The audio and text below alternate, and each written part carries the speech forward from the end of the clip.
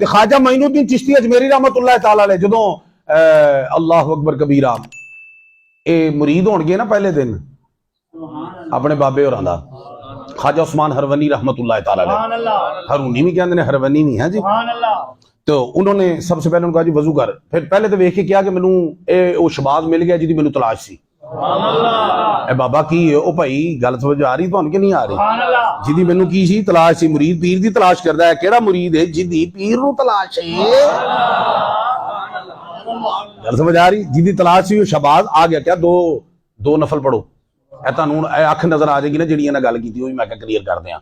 अख बड़ ये सौदे पता किवें नजर आउंदे ने, मतलब कई सोच रहे हो मैं उन्हां दा होर क्लीयर कर दियांगा। ਇਹ चीज़ां ख्वाजा कुतुबुद्दीन कबर शरीफ तो अद्धे बाहर आए ने, वो सारी सीना किवें नजर आ गया, नूर वो गल वो दिल ये वो। ख्वाजा बायजीद बस्तामी रहमतुल्लाह अलैह इन्हां दे बारे च की किया जाता कि बई औलिया दी जमात इंज ने जिवें फरिश्तियां दी जमात च जबरील ने। ऐसी नहीं कहते वलियां ने किया, तवज्जो है। ओके हो गया। वो एक बंदा मिलन आया, आप उजरे ही सन, मरीज ने हजूर बंदा कहता जी मैं बायजीद दी ज़ियारत करनी है। उन्होंने कहा उनको टुर जा, तू नहीं ज़ियारत कर सकता, टुर जा तू नहीं ज़ियारत कर सकता, जा जा। फिर आई, उन्हें कहा हजूर पूछता फिर कदों आवां कदों ज़ियारत? उन्हें कहा भाई महीना जाके ना अपनी नज़र की हिफाजत कर, पहले महीना पहले अपनी नज़र की की कर हिफाजत कर, ठीक है। जो हो जाएगी ना फिर आई, फिर तेन पता लगेगा ज़ियारत करके कि है बायजीद है। ज़ाहिर समझते पे हो? आंधी भी समझ कि महीना जा नजर की हिफाजत कर, फिर आ, फिर तेन पता लगे कि बायजीद फायदा ही कोई नहीं, तेन पता ही नहीं लगना बायजीद की है। हल समझ आ गई? उन्हें भेजा तो महीने बाद ज़ियारत है। देखो ना जो जहरी जहाज च होण ते हर कोई ज़ियारत नहीं कर सकता, ते जो दूजी दुनिया च होण ते फिर केड़ा हर कोई कर सकता है? फिर वो ही करेगा ना जिहदी नजर। हुण को समझ आ रही है कि नहीं आ रही? हाँ एवं थोड़ी दिखता है, बात समझ आ रही? चले जी।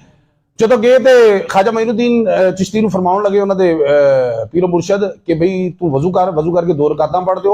फलानी थाना बह के ना 1000 बारी कुल हुवल्लाहु अहद सूरह इखलास पूरी पढ़, 1000 बारी पढ़ के ना तो फिर मेरे को आई और रात बारी पढ़ते रहे। पढ़ के जो सवेरे हाजिर होए ना, हाँ भी पढ़ ली, हो गया काम। हाँ जी। आपने फरमाया कि वेख जरा उत्ते वेख्या, क्या कित्थों तक नजर आ रहा है? क्या हजूर अर्शे मौला तक नजर आ रहे हैं? क्या हुण थले वेख जरा, थले वेख, क्या किथे नजर आ रहा है? तहत सरा तक नजर आ रहा है। फरमाया अजे मंजिल मुकम्मल नहीं हुई, जा अज फिर वजू कर, 2 रकातां पढ़, फिर वही वजीफा कर। गे सवेरे आए, हाँ हुण की हो गया? हाँ जी। तक जरा उत्ते की नजर आ रहा है? हजूर अर्शे मौला तो अगे जेड़े असमत दे हजाब ने ना, हजाबे असमत ने, वो भी नजर आ रहे हैं। क्या सबक पूरा नहीं होया? फिर जा वजू कर, नफल पढ़ सारी रात, फिर आई। जो तीजे दिन आए ना सवेरे, हाँ भाई हो गया सबक? क्या हो गया? की क्या हो गया? क्या ठहर, ए 2 उंगलों च वेख। ख्वाजा साहब ने उंगलां कीतियां ना, है क्या इन्हां च वेख? जो वेख्या ना की नजर आ रहा है? हजूर जेड़ा उत्ते थल्ले वेख के नजर आउंदा सी ना, हुण उत्ते थल्ले नहीं करना पिया, वो सारा कुछ एदे विचों नजर आ रहा है।